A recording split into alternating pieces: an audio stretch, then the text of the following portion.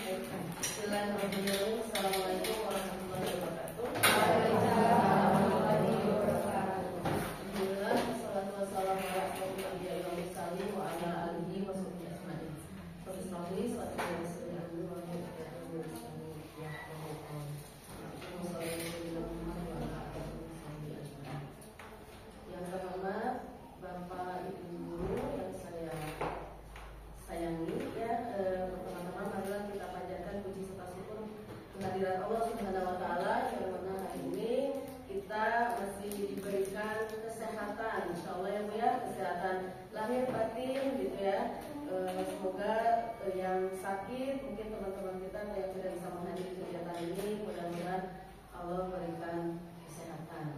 Shalawat beserta salam semoga tercurah limpahkan kepada junjungan kita Nabi besar Muhammad SAW, pada keluarga, sahabat serta para pengikutnya termasuk kita sebagai umat.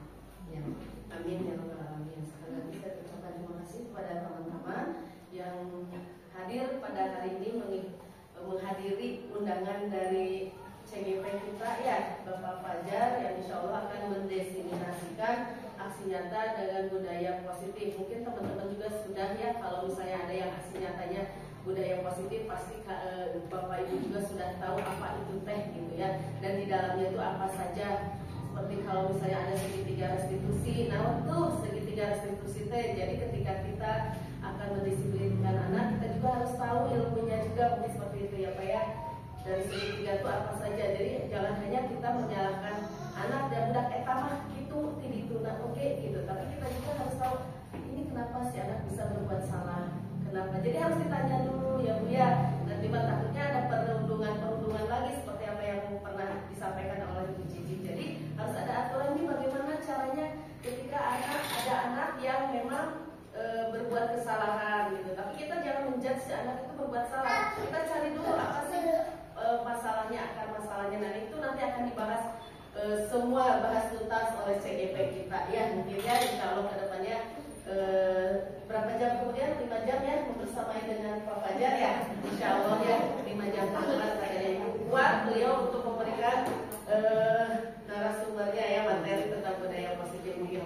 Kalau mau ditanya apa saja contoh-contohnya, terus apa sih Pak restitusinya harus bagaimana, enggak nanti ke Pak Fajar saja gitu ya. Itu mungkin ya, mudah-mudahan Pak Fajar sukses juga kegiatannya. Teman-teman juga terima kasih atas dukungannya ya kepada Pak Fajar yang selama ini beliau juga kontribusi baik ya kepada sekolah. Alhamdulillah ada CGP juga, dan mudah-mudahan teman-teman juga ikut menyusul seperti Pak Fajar. Jadi jangan dipikir alah siga horor gitunya CGPT, padahal horor Pak Fajar ya. Horor tipis sebenarnya Pak Fajar, dan insya Allah kedepannya juga menunjang karir Bapak Ibu semua seperti itu ya untuk itu mah. Terus mungkin ada informasi Ibu sebentar untuk kegiatan workshop guru tentang apa ya judulnya sebentar.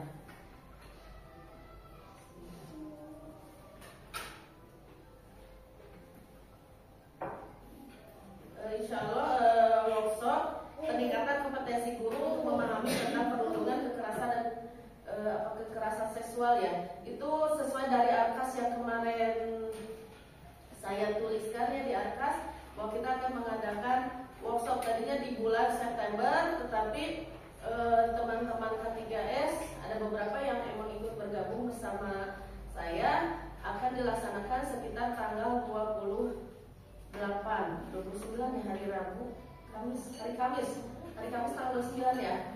Nah hari Kamis ini insya Allah akan K3S 4 sekolah SD Cibuntu, Warung Muncang, Sayuran dan 014 akan melaksanakan kegiatan workshop peningkatan kompetensi guru. Itu akan dilaksanakan di SD 011 Cibuntu ya, 011 Cibuntu, itu insya Allah jam 8.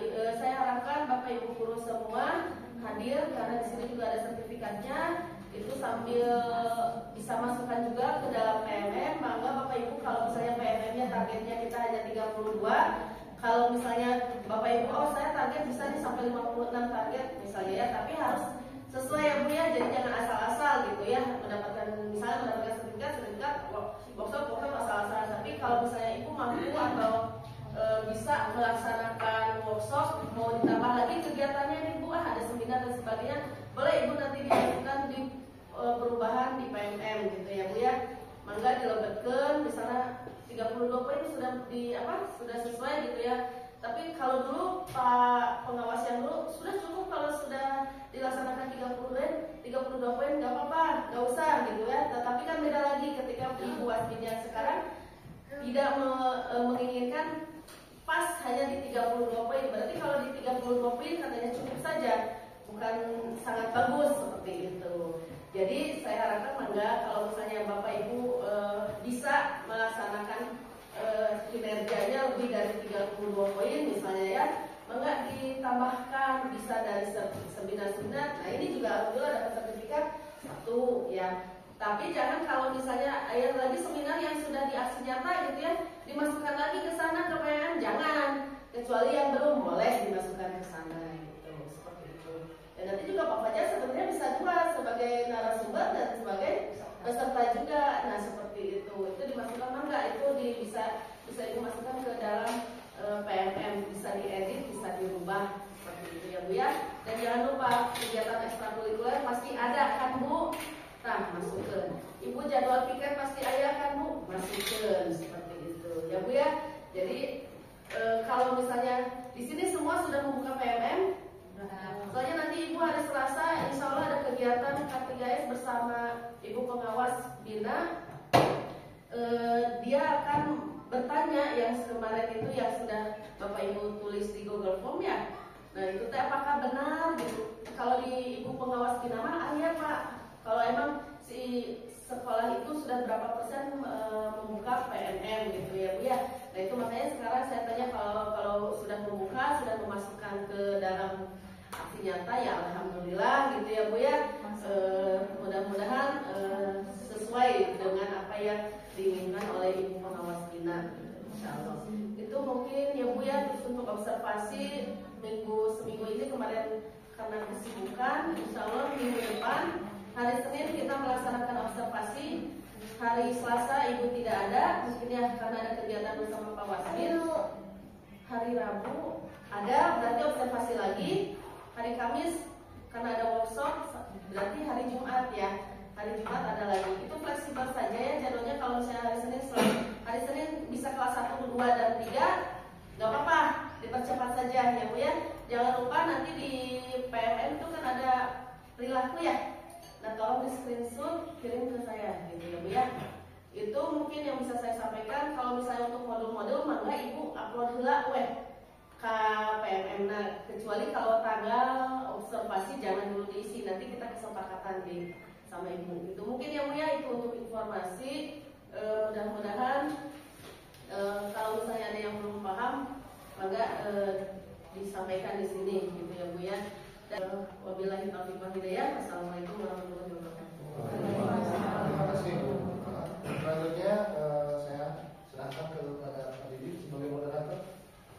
Bismillahirrahmanirrahim. Assalamualaikum warahmatullahi wabarakatuh. Terima kasih sebelumnya pada Pak Ivan mempersilahkan. Untuk sekarang agendanya adalah ada pematerian dari salah satu sahabat kita dan kita Bapak Muhammad Fajar SPDMPDGR, yaitu terkait dengan aksi nyata budaya positif.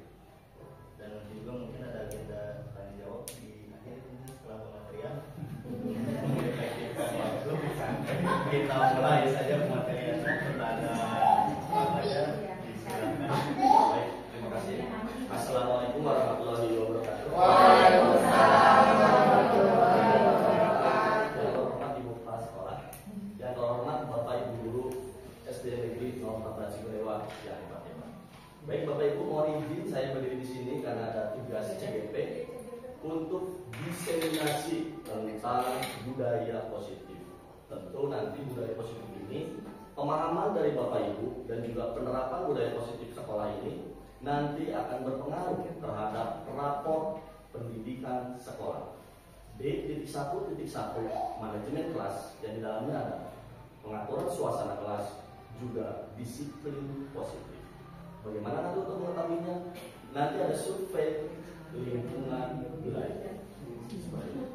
Baik Bapak Ibu, kita akan mulai. Waktunya singkat saja. Hanya intinya saja Bapak Ibu, mudah-mudahan selesai karena materinya daging semua. Baik Pak Daging. Baik, dalam budaya positif dijelaskan dalam modul 104. Di CGP ada 6: disiplin positif, motivasi perilaku manusia, kebutuhan dasar, posisi kontrol atau pengendalian, keyakinan sekolah, dan segitiga restitusi. Baik, selanjutnya.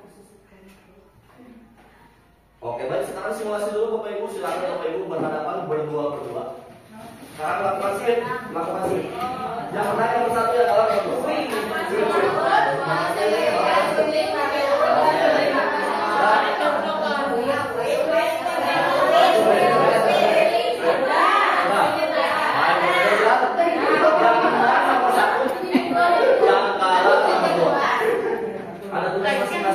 Nomor 1 mengepalkan kepalan tangan. Nomor 2 memiliki tugas lain. Nomor 1 untuk nomor 1 dulu.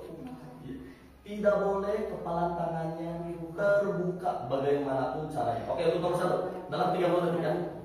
Nomor 2, bagaimana caranya untuk nomor 2? Silakan untuk membuka kepala tangan yang nomor 1. Boleh dengan membuka, menaikkan, atau tindakan fisik. Jadi Bapak Ibu nanti silakan yang nomor 1 bagaimana mengepalkan tangan, yang nomor 2 bagaimana cara membujuk atau merayu atau boleh.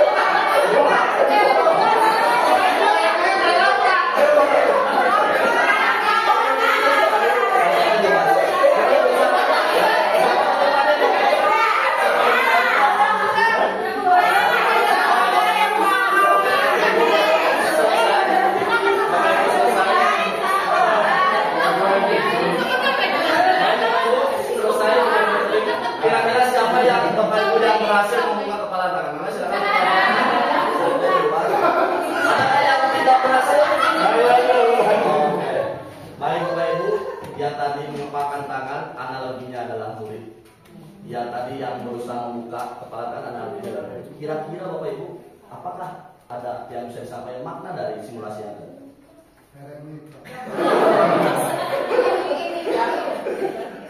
Bila silakan Bu Cici. Kepala tangan itu yang boleh di sebagai siswa. Betul. Sudah ada perintah dari pengajar, jangan dibuka. Nah, jadi siswa yang mematuhi perintah pengajar ini, oh ini jangan dibuka apapun caranya. Jadi menganggap bahwa isi ini adalah harta yang berharga si murid tersebut. Maka pengajar begitu. Betul. Jadi instruksi ini. Baik. Jadi betul sekali menurut Bu Cici bahwa sepenuhnya kontrol atau pengendalian ada pada murid. Kalau saya ini ada pendekatan gitu, jadi anaknya mau sendiri mau kebuka. Baik. Berarti Ibu Ani sudah melakukan pendekatan persuasi yang luar biasa. Pembahasan yang pertama dari Bu Siti dan Bu Ani juga akan dibahas dalam slide tadi. Teori kontrol dari Dr. William Glasser, ilusi guru mengontrol murid. Tetapi itu sebetulnya pada dasarnya kita tidak dapat memaksa murid untuk berbuat sesuatu jikalau murid tersebut memilih untuk tidak melakukannya. Walaupun tampaknya guru sedang mengontrol perilaku murid, hal demikian terjadi karena memang muridnya mengizinkan dirinya untuk dikontrol atau dikendalikan. Jadi sebetulnya kembali lagi kepada mindset kita, ternyata ya memang bukan kita yang mengontrol murid, maka muridnya itu bersedia untuk dikendalikan oleh bapak ibu guru seperti itu. Menurut Dr. William Glasser. Baik, lanjut ke disiplin positif. Jadi apa sih itu disiplin positif? Disiplin positif adalah cara penerapan disiplin yang mengajarkan anak bertanggung jawab dan menumbuhkan kesadaran diri berdasarkan nilai-nilai kebajikan universal, lebih ke arah disiplin diri yang dapat mengontrol diri dalam melakukan segala tindakan. Jadi bagaimana kita nanti menumbuhkan disiplinnya dari dalam diri anak, bukan dari faktor luar, seperti itu Bapak Ibu.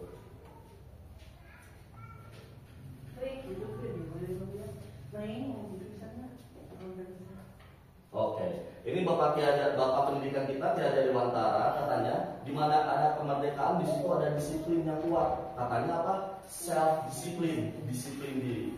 Kalau tidak bisa disiplin diri, orang lain yang akan mendisiplinkan. Seperti itu katanya. Lalu di bawahnya juga ada, sebagai pendidik tujuan kita adalah menciptakan anak-anak yang memiliki disiplin diri sehingga mereka bisa berperilaku dengan mengacu pada nilai-nilai kebajikan universal, memiliki motivasi intrinsik bukan ekstrinsik. Oke, ini adalah manusia merdeka termotivasi dari dalam. Undang-Undang 20 tahun 2003 tentang Sistem Pendidikan Nasional bahwa pendidikan adalah usaha sadar dan terencana untuk mewujudkan suasana belajar dan proses pembelajaran. Selanjutnya, agar peserta didik secara aktif mengembangkan potensi dirinya dan selanjutnya. Nah, pernyataan tersebut sesuai dengan teori determinasi diri bahwa pendidik perlu fokus menyediakan suasana belajar dan proses pembelajaran yang memungkinkan anak menguatkan dan mengembangkan motivasi intrinsik, motivasi dari dalam penerapannya suasana belajar dan proses pembelajaran yang disediakan harus dapat membuat anak senantiasa merasa kompeten, bisa, lalu juga ada saling terhubung dan juga merasa otonom, mandiri, merdeka. Berikutnya motivasi perilaku manusia. Jadi dalam modul ini ada 3 faktor penyebab motivasi perilaku manusia. Yang pertama, untuk menghindari hukuman atau ketidaknyamanan. Yang kedua, mendapatkan imbalan atau penghargaan. Yang ketiga adalah untuk menjadi orang yang mereka inginkan dan menghargai diri sendiri dengan nilai-nilai yang mereka percaya. Baik Bapak Ibu, jika ada pertanyaan, dikategorikan ada motivasi ekstrinsik, motivasi dari luar, dan motivasi intrinsik, motivasi dari dalam. Kira-kira untuk menghindari hukuman itu masuk kategori motivasi apa? Ekstrinsik atau intrinsik? Ekstrinsik, karena memang berasal dari luar si anak. Ya, apakah untuk mendapatkan imbalan termasuk motivasi intrinsik atau ekstrinsik? Ekstrinsik dari luar. Baik, berikutnya untuk menjadi orang yang mereka inginkan dan menghargai diri sendiri dengan nilai yang mereka percaya adalah intrinsik. Jadi katanya menurut budaya positif ini kita harus ke arah nomor 3. Kalau yang nomor 1 menghindari hukuman, karena nanti katanya hukuman itu membuat konsep diri yang salah. Anak akan merasa rendah diri, merasa salah, merasa gagal seperti itu. Dan untuk jangka panjang tidak baik untuk anak. Lalu untuk mendapatkan imbalan juga atau penghargaan dari orang lain juga, menurut referensi motivasi ini itu tidak disarankan Bapak Ibu, karena nanti katanya akan mematikan kreativitas. Dan ketika imbalannya hilang dan hilang juga motivasinya, seperti itu Bapak Ibu, menurut motivasi perilaku manusia. Baik, betul yang tadi ini ekstrinsik, yang ini adalah intrinsik.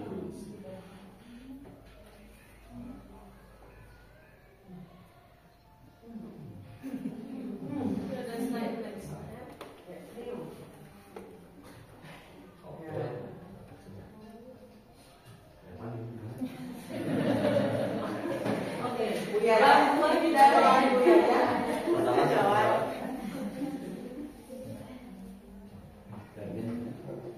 Baik, keyakinan sekolah atau kelas Bapak Ibu, sepertinya yang untuk yang ini saya tidak perlu menjelaskan. Kemarin saya berkeliling ke kelas-kelas, ternyata memang sudah ditempel apa itu kesepakatan kelas. Tapi kalau di referensi ini namanya keyakinan kelas, dan di PMN juga namanya keyakinan kelas. Tapi kalau misalnya dilihat definisinya, guru berperan dalam mewujudkan terbentuknya keyakinan sekolah atau kelas dengan adanya kesepakatan antara guru dan murid berupa pernyataan universal yang mudah diingat, dipahami, dan harus diterapkan. Jadi kalau untuk ini sepertinya Bapak Ibu Sudah lebih paham dan sudah dilaksanakan. Kenapa harus keyakinan kelas? Karena memang akan lebih tergerak dan bersemangat untuk menjalankan keyakinannya daripada hanya sekedar mengikuti serangkaian peraturan tertulis.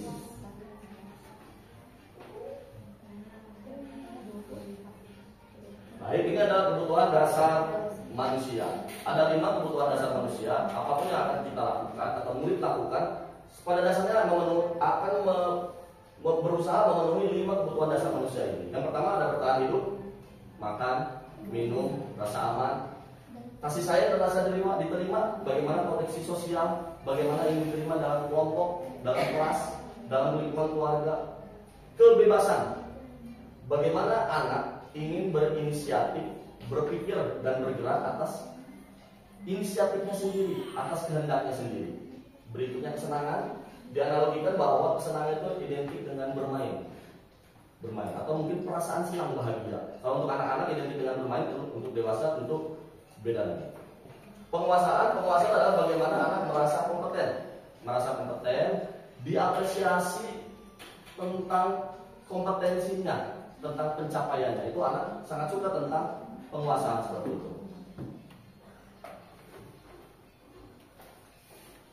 Baik, di lewat dulu. Nah, ini adalah 5 posisi kontrol Bapak Ibu guru untuk mendisiplinkan murid. Yang paling bawah ada tipe penghukum, pembuat merasa bersalah, teman, pemantau, dan paling tinggi ada manajer. Oke, kita akan bahas satu-satu.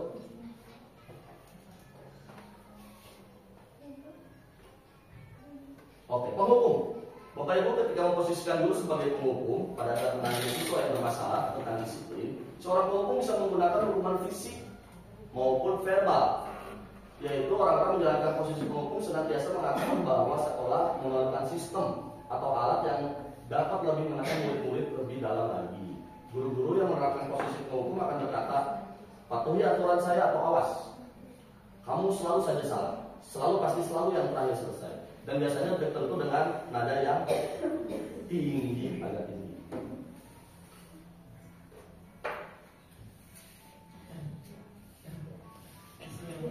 Oke. Pembuat merasa bersalah. Pada posisi ini biasanya guru akan bersuara lebih lembut. Pembuat merasa bersalah akan menggunakan keheningan, membuat orang lain merasa tidak nyaman, bersalah atau rendah diri. Kata-kata yang keluar dan lembut seperti, ibu sangat kecewa sekali dengan kamu. Berapa kali Bapak harus memberitahu kamu ya? Coba gimana kalau ketahuan sama orang tua kamu berbuat begini? Nah, seperti itu. Jadi dalam posisi ini, Bapak Ibu guru tidak dengan nada yang tinggi, tetapi membuat anak dalam posisi bersalah. Nah, dengan begini, anak takutnya memiliki penilaian buruk tentang diri mereka. Murid merasa tidak berharga, telah mengecewakan orang-orang yang disayangi. Teman, ini posisi nomor 3, Bapak Ibu guru. Guru pada posisi ini tidak akan menyakiti murid, namun akan tetap berupaya mengontrol murid melalui persuasi, ajakan. Posisi teman pada guru bisa negatif, bisa positif. Positif di sini berupa hubungan baik yang terjadi antara guru dan murid. Guru di posisi teman menggunakan hubungan baik dan humor untuk mempengaruhi seseorang. Seperti kata-katanya, ayo bantulah demi Bapak, ayo ingat tidak aturan Bapak selama ini, dan sebagainya. Hal negatifnya, kalau Bapak Ibu gurunya tidak ada, dikhawatirkan murid akan dikecewa dan tidak mau berusaha kembali. Hal ini mungkin timbul adalah murid akan bertindak untuk guru tertentu dan muncul ketergantungan pada Bapak Ibu guru tersebut. Ini adalah murid sebagai pemantau. Memantau berarti mengawasi ke dalam level 4. Level 4 berarti sudah hampir tinggi. Pada saat ini kita mengawasi, kita bertanggung jawab atas perilaku yang kita awasi. Posisi pemantau berdasarkan pada peraturan. Jadi ketika ini menemukan murid yang salah atau melanggar disiplin, Bapak Ibu guru menanyakan peraturannya apa.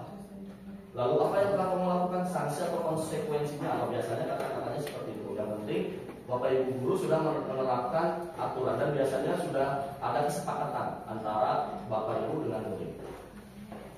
Nah, ini adalah posisi manajer dan diharapkan Bapak Ibu melaksanakan. Ini adalah posisi paling tinggi Bapak Ibu guru dalam mendisiplinkan murid, posisi manajer. Di mana kita berbuat sesuatu bersama murid, mempersilahkan murid mempertanggungjawabkan perilakunya, mendukung murid agar menemukan solusi atas permasalahannya sendiri.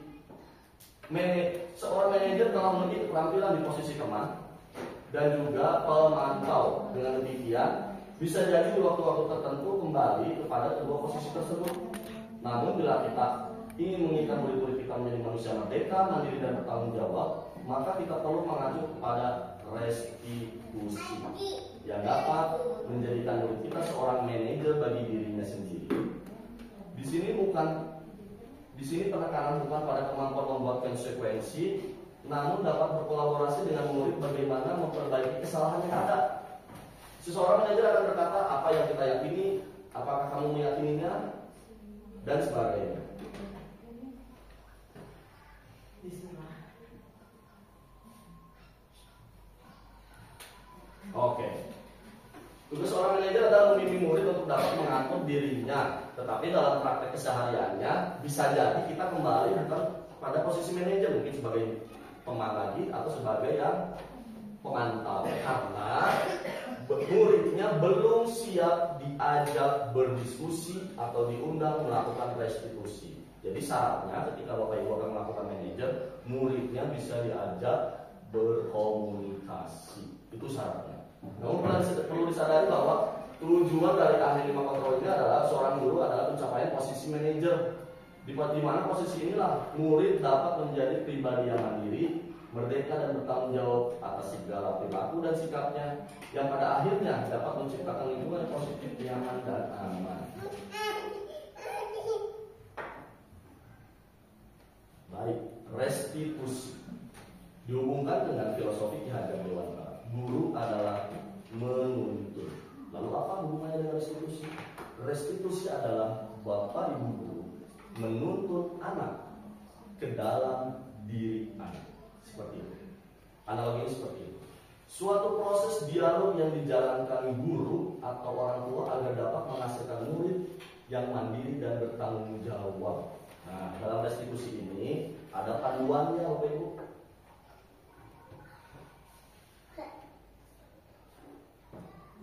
Oke, kenapa sebut segitiga restitusi? Jadi ada panduannya. Yang pertama adalah menstabilkan identitas, validasi tindakan yang salah, dan menanyakan keyakinan. Jadi kalau yang level pemantau itu Bapak Ibu guru yang memiliki konsekuensi atau sanksi untuk anak. Tetapi ketika dalam level yang paling tinggi segitiga restitusi, Bapak Ibu guru yang menggali, yang mempertanyakan kepada anak apa kesalahan dia dan apa rencana dari apa yang akan dilakukan untuk bertanggung jawab terhadap kesalahan tersebut. Yang pertama adalah menstabilkan identitas, bahwa dalam proses pembelajaran salah itu biasa. Jadi anak juga harus digeser dulu dari identitas yang bersalah, gagal, menjadi identitas yang berhasil dulu. Karena nanti kalau misalnya identitasnya salah atau gagal, anak tetap akan merasa barangkali tidak mau diwawancarai dan jawaban-jawabannya akan tidak bagus. Nah, menstabilkan identitas seperti setiap orang pasti pernah melakukan kesalahan, seperti itu. Kamu bukan satu-satunya yang pernah melakukan ini. Jadi seperti kita bimbingan konseling bahwa kita itu seolah-olah tidak bersalah, padahal anak itu melanggar disiplin. Yang kedua adalah validasi tindakan yang salah. Kita harus menggali lagi, harus menanyakan kepada anak, kira-kira apa yang kamu lakukan itu betul atau salah, harus ditanyakan. Dan akan muncul nanti jawaban-jawaban dari anak seperti itu. Adakah cara yang lebih efektif untuk mengambil barang yang punya orang lain seperti itu dan sebagainya. Lalu yang ketiga yang terakhir adalah menanyakan keyakinan. Setelah digeser dan yang terakhir adalah kita menanyakan kira-kira kamu mau menyelesaikan ini dengan cara yang seperti apa. Dan itu adalah pada tahap terakhir menanyakan keyakinan. Dengan seperti itu kesalahan anak yang buat dan solusinya anak yang buat juga seperti itu. Tapi tentu syaratnya yang tadi anaknya bisa diajak komunikasi atau dialog. Tapi kan beberapa anak yang kita tahu, dan saya juga sering curhat kepada Bapak Ibu guru, ada juga anak yang di PJOK itu kan geraknya dasar, tidak ada literasi dan tidak ada numerasi, materinya sangat mudah. Untuk baris saja tidak bisa.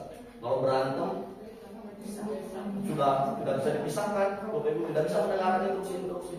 Apalagi di kelas itu kan berhubungan dengan kesiapan belajar anak.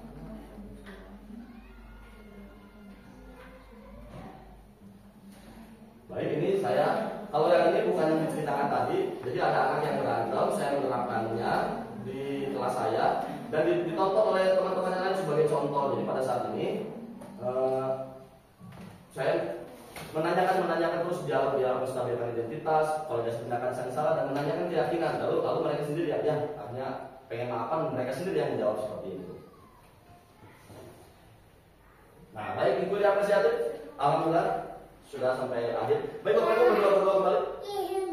Berdua kembali. Ada nomor 1, ada nomor 2. Baik, energi apresiatif adalah sebuah latihan atau proses untuk membangkitkan energi positif katanya.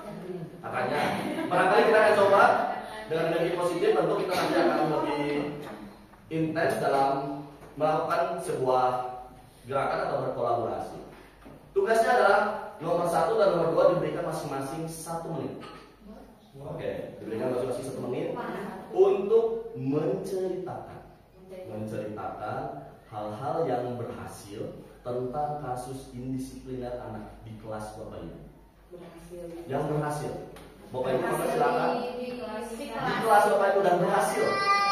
Apapun Bapak kamu dengan cara apapun mana yang penting itu adalah perasaan yang berhasil menurut Bapak Ibu. Oke, bayangin.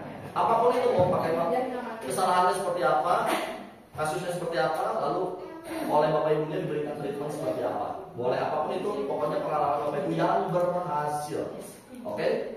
Nomor 1 kepada nomor 2. Nomor 2 mendengarkan, nomor 1 siap bercerita dalam 1 menit. Waktunya bercerita. Waktunya dimulai dari sekarang.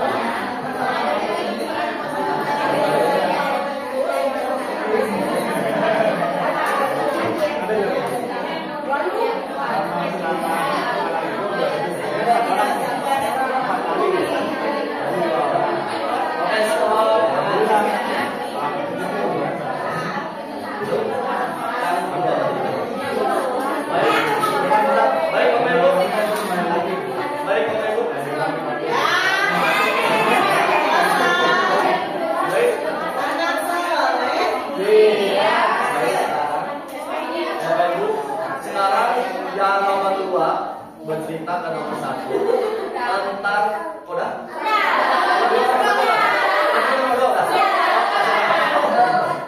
Oke, nomor 2 ke nomor 1 yang belum dikasih waktu 1 menit. Yang belum.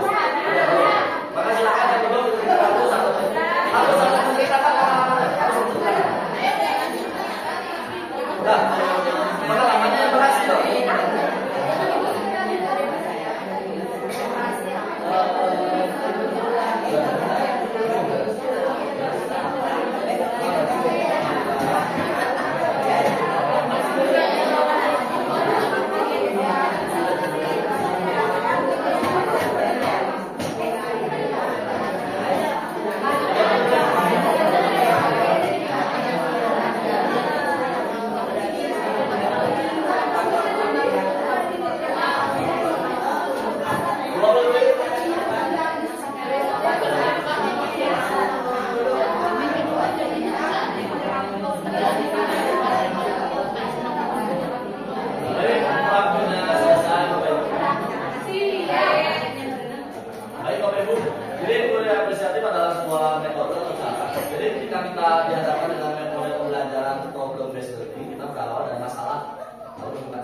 Tapi dalam teori apresiatif dari kita dalam kelompok itu jangan ngomongin dulu masalah. Jadi kita bicarakan dulu yang berhasil. Baik, terima kasih atas perhatiannya. Wabillahi taufiq wal hidayah. Wassalamualaikum.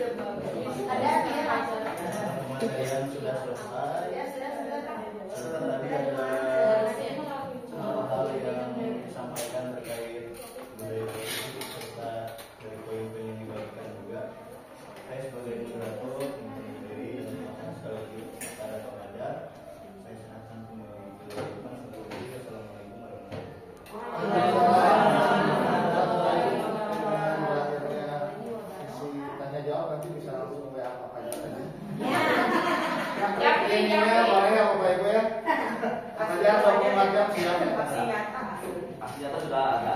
Jadi aksi nyata